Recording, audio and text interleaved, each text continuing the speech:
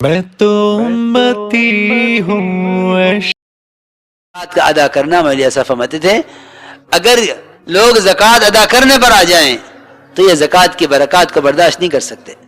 اتنی زکوٰۃ کی برکتیں ہیں لیکن لوگ زکوٰۃ ادا کہاں کرتے ہیں. تاجروں کو تو زکوٰۃ ادا کرنے کے لیے کمانے سے فرصت نہیں ہے.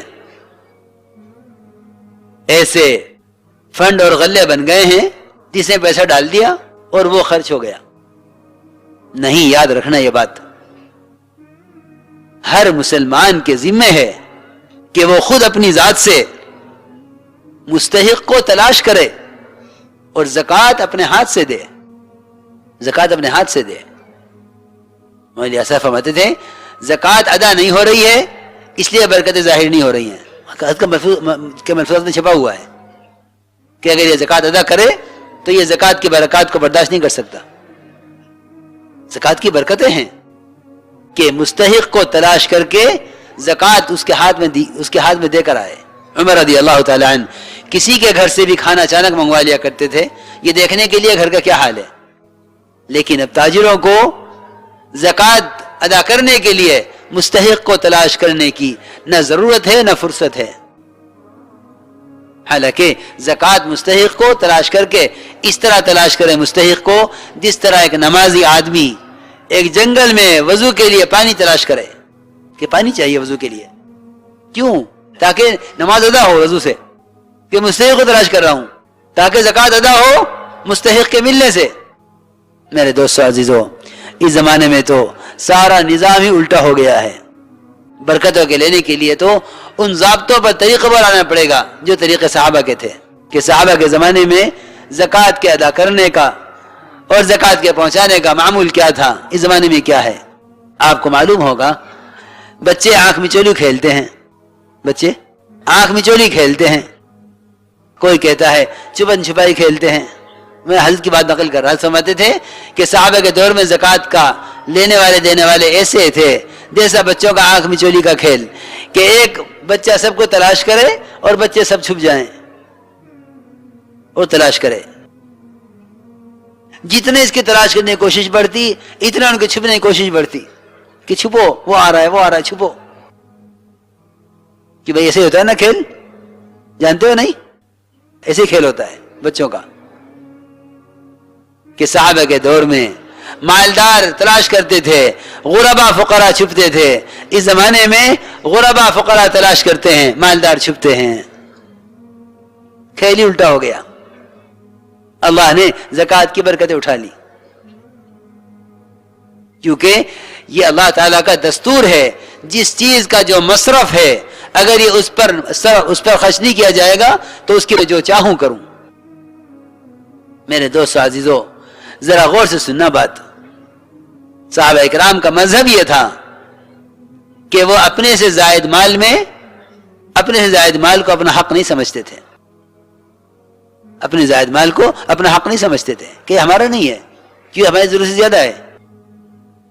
یہ پاک کاموں پر خیر کے کام یہ دیکھتا پھر ایسی اللہ کی غیبی نصرتیں اور برکتیں. میں جو عرض کر رہا ہوں سمجھ کر عرض کر رہا ہوں. مال کا میل لگاتے ہیں خیر کے کاموں پر اور جو مال پاک کر لیا ہے اس کو خرچ کرتے ہیں اپنی خواہشات پر. خدا کی قسم اگر مسلمان صرف زکوٰۃ صحیح طریقے سے ادا کر دے تو دنیا میں کوئی بھوکا نہیں رہ سکتا. اور اگر مسلمان اپنی شادیوں کو سنت کی ترتیب پر لے آوے، سنت کے تابع کر دے تو دنیا میں کوئی لڑکی غیر شادی شدہ نہیں رہ سکتی. ہم تو غاصب ہیں اور دوسرے کا حق کھانے والے ہیں. اپنے جان و مال کی کہ استعمال کی غلط فہمیوں سے نکلنا چاہیے.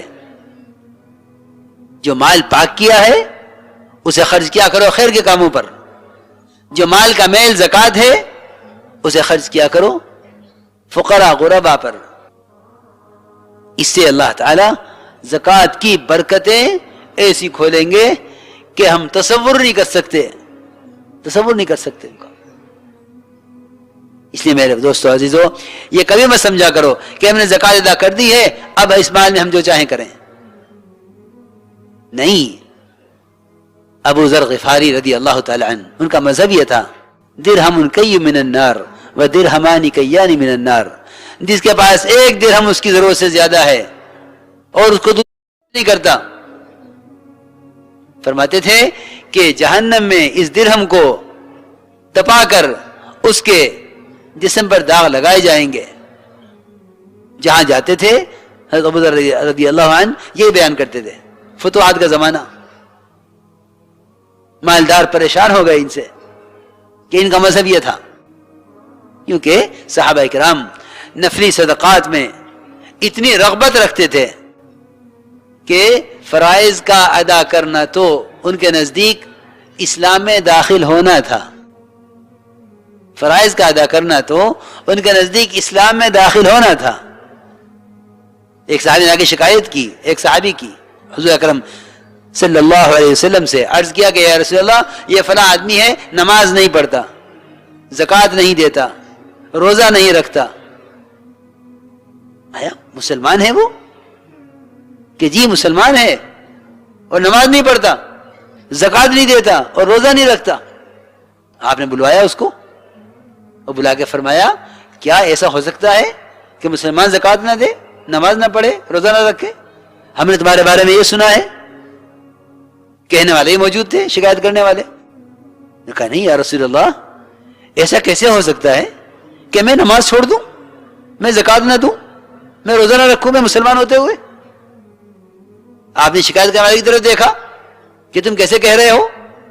اس نے کہا یا رسول اللہ، کیا مسلمان نماز چھوڑ سکتا ہے؟ میں کہہ رہا ہوں یہ نفل نہیں پڑھتا زیادہ، یہ زکوٰۃ تو دیتا ہے، صدقات نہیں کرتا، یہ روزہ رمضان کا رکھتا ہے اور نفلی روزہ نہیں رکھتا۔ میں تو شکایت اس کی کر رہا ہوں، ورنہ یہ کیسے ممکن ہے کہ ایک مسلمان نماز نہ پڑھے؟